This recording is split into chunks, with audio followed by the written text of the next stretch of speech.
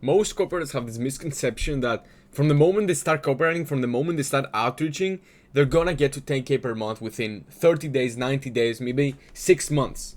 That's the idea they have. Why? Because they're watching these gurus who are promising you can get there faster just so they can sell their courses, just so they can get rich off of you. And so when it happens, you get discouraged because you don't get the result you were expecting. And when you don't get the result you were expecting, you get discouraged and then you quit and then you never get to your goal. So in this video, I want to share with you this one fighting mentality that got me to 10K per month. Because something I've realized is that my coach, my Muay Thai coach, even though he hasn't helped me get to 10K per month directly, I feel like he's helped me insanely. And this is just a thought I had yesterday and I wanted to share with you. So I want to share with you all of my mentalities and my secrets that help me become a 10K per month copywriter, which are fighting related. And you can just steal them. If you're not fighting already, you can just steal them from me.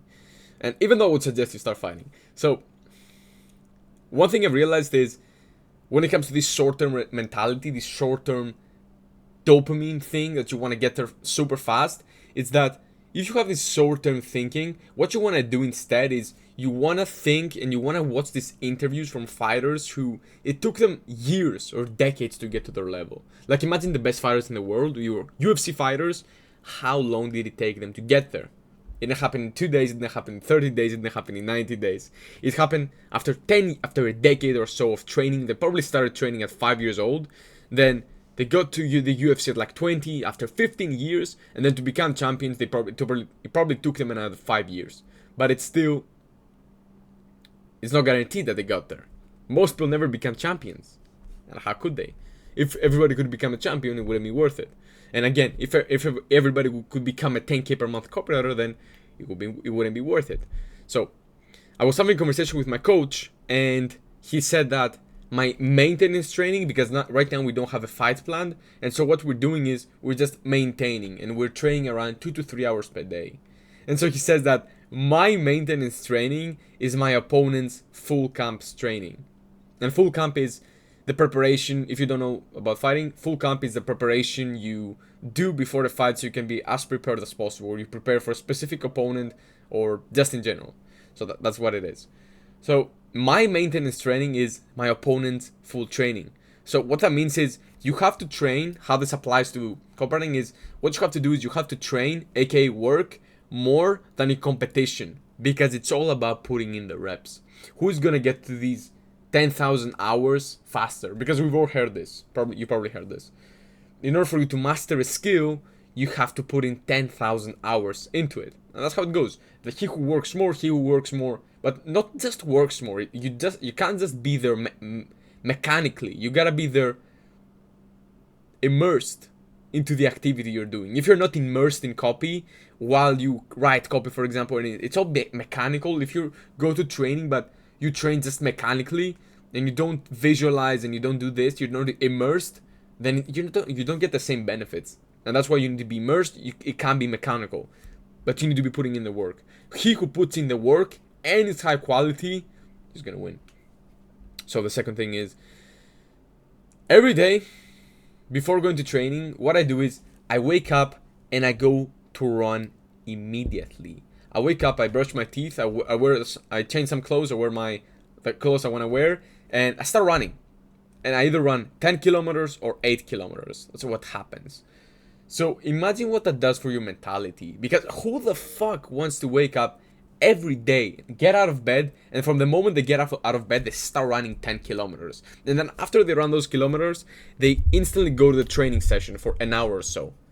Is that not insane? Who can the fucking do it 5 to 6 days a week, every single week? Maybe you can do it for a day or two. Maybe you can do it for the first week, maybe. But how can you maintain this? This is the hard thing. How can you maintain this? This is what gets you hard. This is what builds your bulletproof mindset.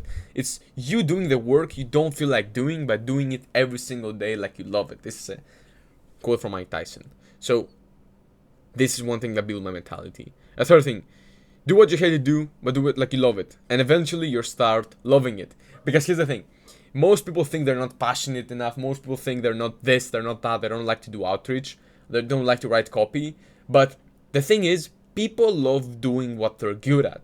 So if you do the number one thing I share with you, which is to train and do the work while being immersed in it, if you keep doing that for long enough, then you're gonna become good at writing copy and outreaching. And when you become good at it and you start seeing the results from it, that's when you gonna start getting dopamine from it, and you're gonna keep doing it because you're gonna love it. So people do love doing what they're good at, so you better become good at it, so you can start loving it. So the fourth thing is, whatever you feel like quitting, whenever you feel like quitting, you have to dig deep in yourself. You have to find that reason. For example, when it comes to my training, a lot of times I'm gonna feel like I'm gonna want to quit. And this goes back to another lesson, which is you gotta play mental movies with your brain. You gotta trick your brain into doing things when it feels hard. So I might be training, and I might be running, or I might be hitting the bag, I might be training, I might be sparring, and I might feel like super tired and I wanna drop on the floor and lay down so I can relax. What I'm gonna do then is I'm gonna imagine myself, I've said this many times, this story. I'm gonna imagine myself being in an alley, 2 a.m. at night with my family, and we get jumped. What do I do then? I feel I'm on that situation and I feel tired. What do? I just fall down? I just let my family die? What do I do? And so when you play these little movies inside of your brain, you motivate yourself and then you keep going. And when you keep going, you get that result. Because in fighting, for example, or in copy, when you push yourself is when you grow. You don't grow when you are easy. You don't grow when the thing is easy. You grow when you push past what you thought was your barrier and what you thought was your limit. For example, when you hit the pads and you go super hard for 3 minutes or so, you're going to feel like throwing up sometimes, especially when you go super hard. But this is when you grow. This is when you push yourself. This is when you grow. And the same thing goes here. When you feel like you don't want to do it, that's when you grow. That's when you become better. You don't become better when you do the thing when you want to do it. Discipline. I know you've heard this a million times, but discipline. The other thing is, you gotta master the basics. These are what make you advance. It's not, for example, when it comes to fighters, like, what do they all have in common? Take a look at John Jones, Khabib, Alex Pereira. Maybe they have this fight IQ, maybe have this power, but it's not just about the power, because if you just have the power, but you don't have the technique, you're not gonna be able to land the shots. For example, Alex Pereira, what does he do? He just lands a left hook. He knocks people out. He does the calf kick, whatever. It's basic shit. It's basic fucking shit. What does Khabib do? He's trained so hard, he just grabs you, he gets you to the ground, and he grounds and pounds you. It's like basic shit. What does John Jones do? Elbows, basic fucking shit again. Basic shit. Nobody, if you look at the best people in the world, none of them are doing fancy shit. Like, knowing how to throw a spinning kick, maybe it's okay, but you're not gonna throw, you're gonna throw a few spinning kicks, maybe you're gonna get a KO if you're lucky, or if your opponent jumps into it, maybe you're gonna get KO then. But how do most people fights end? It's probably basic 1-2 shots, maybe jabs, maybe it's a hook, maybe it's an uppercut. It's basic shit, basic stuff, and that's what gets you advanced. Mastering the basic is what gets you advanced. Don't try to get fancy, don't try to look for the secret, don't try to search for the best thing ever. Just master the basics, get some mentor who can show you the way, master the basics, and you're gonna be the best. So, another thing is, bro, I'm just reading my notes here. So, another thing I've noticed is, I've never skipped a training session, and this was something I was having a conversation with my coach. So we were chatting about how much I've improved in the past year, how much better I've become, my technique in my arm. Bro, I never had confidence in my arms, in my hands, that I have power in them. And so right now I have super confidence, because this is the first time in my life that I've trained so hard. Because now I can pay the one-on-one coach. I'm super motivated. I wasn't like I was 2 years ago when I was a brokey, fucking dork mindset person. Now I know what I need to do. Now I get it. Now I get how things work. And so I haven't skipped one training session, not even one. My coach tells me to do something, and I'm gonna do that thing, and I'm gonna do more things. Or for example, right now I got a little injured in my back, and so I can't train for a few days. And my coach is like, for 4 days you're gonna take off, no training, no running, nothing. And I know you're crazy, bro. The dude that my trainer has got to prevent me from training. He's got to point things out. What would most people do? You would tell them, oh, take 4 days off, you can train. And they'd be like, yeah, I'm gonna take some days off. And I'm the complete opposite, because I love putting in the reps. Me, I don't get my dopamine so much from the result. Like, of course, I love winning. Of course, it makes me feel fulfilled. Of course, it makes me feel like all of my hard work paid off. But it's not what I'm looking for. Of course, I'm looking for it. But the way I get my dopamine, most of my dopamine is from putting in the reps. I've convinced myself, I've tricked my mind that this is the reward. Putting in the action is the reward. Because I do the action and then I get the result. Most people expect to get the result and they don't put in the action. But if you switch this mindset, then you're like, okay, I know that if I put this amount of result, of action, then I'm gonna get this result. And that's how it goes, man. It's all about inputs and outputs. Your inputs are gonna dictate your outputs, which are gonna be the result. So this is what you wanna do.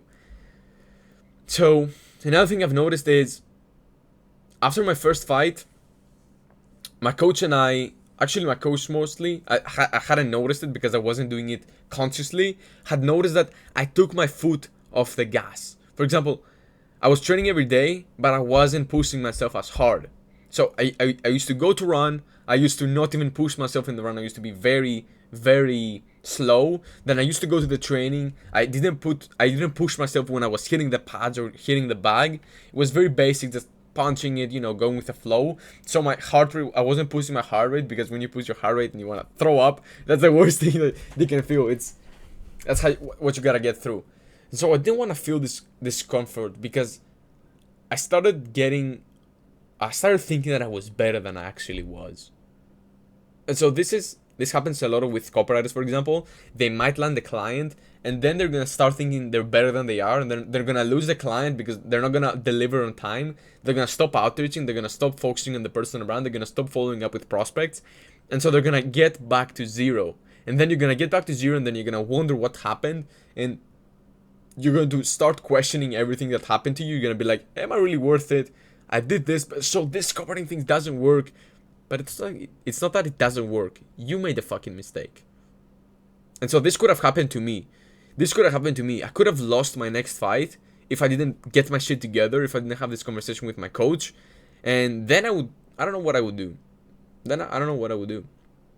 So yeah, never take your foot off the gas. You have to always go hard. Your job is never finished. It doesn't matter what you did yesterday. It doesn't matter if you landed a $10,000 per month deal yesterday. It doesn't fucking matter. What is the deal you close today? Every day you start at zero, and then you gotta grow past that. So every day you grow up at zero, you're at zero, and now you gotta get shit done.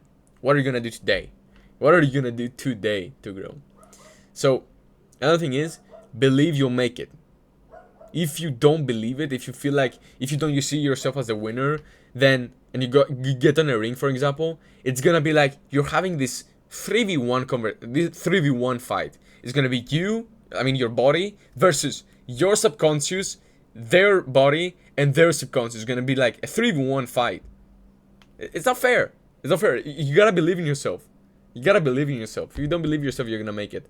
And so if you don't have this winner mentality right now, I'm going to give you with this one thing that I learned yesterday from this hypnotist that I got in a coaching call with. And he told me that you gotta do what's called win journaling.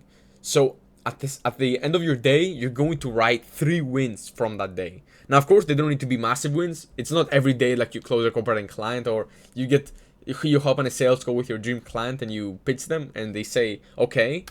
It's not like this happens every day. It's not every day that you win a fight and you KO somebody. No. Some days you're not gonna be as successful. So what your wins can be, they can be as simple as you brushing your teeth, you waking up early, you going for a run, you hopping on a coaching call with your mentor, you learning something new from your mentor, you watching this video and getting a ton of value. This could be your wins. So when you do this, you keep showing to your subconscious that you are winning. And when you show yourself that you're winning, then you start watching wins everywhere, and you start feeling everything as a win. And so you start seeing yourself as a winner, and then you ride this winner wave, and that's when you become really successful. So another thing is, again, never skip a training session. or in this case, work you know you should have done. Never skip work you know you should have done. The hardest thing to build is trust and confidence in yourself. When you say you're gonna do something, do it.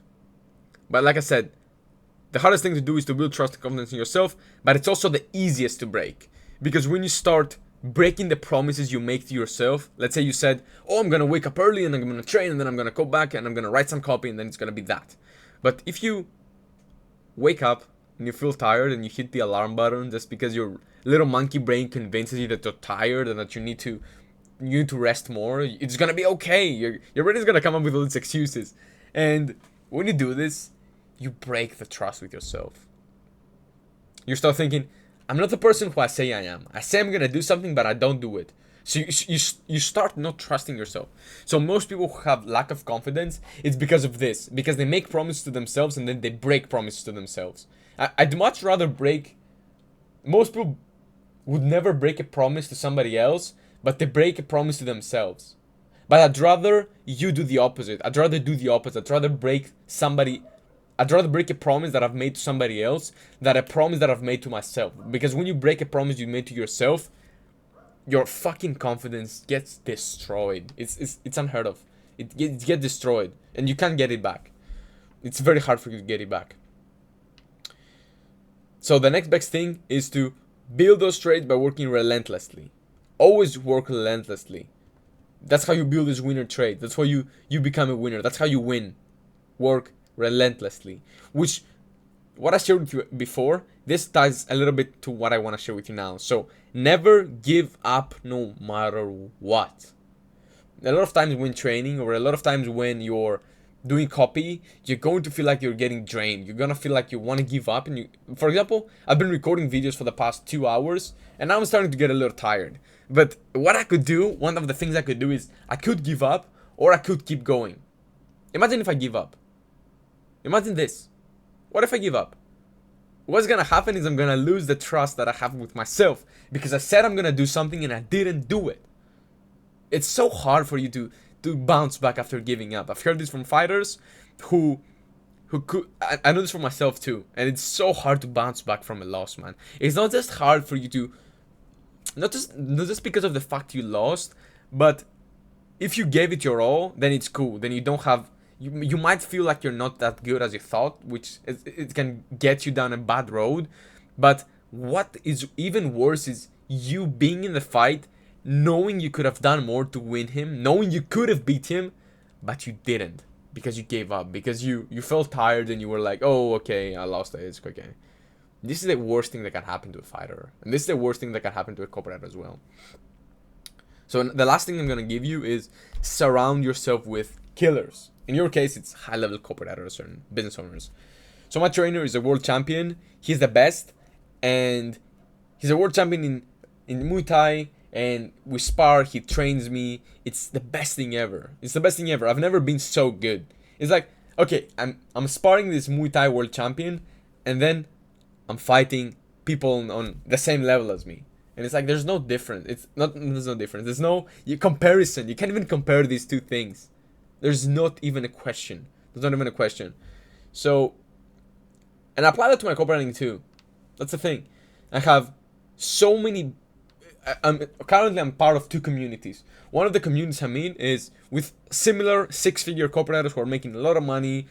We help each other. We review each other's copy. Have this mentor. It's insanely good. And then I'm in this other mentorship where this super good person who's made like billions of dollars. I bet he's made billions of dollars. He's probably one of the OGs of marketing. Like, picture the best marketing person, that would be him. He's been in the game for like more than 2 decades. He's made billions. He's scaled thousands of offers, and I'm getting a lot of high-level advice from him. And then there, I'm surrounded with a lot of 7 to 8 to 9-figure business owners as well. And I get to learn all of this behind-the-scenes stuff that I can apply to my business, to my clients' businesses, and it's so good. So if you want to become a high-level copywriter, you want to surround yourself with other high-level copywriters. You want to surround yourself with killers. And even better if you can surround yourself with people who are a lot ahead of you.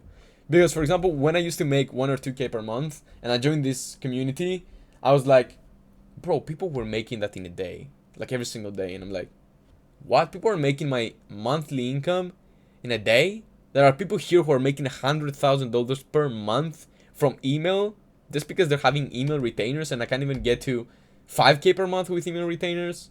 It's like, bro, there's levels to this shit. And this opens your eyes when this happens. So yeah, this went a little longer. It went 20 minutes.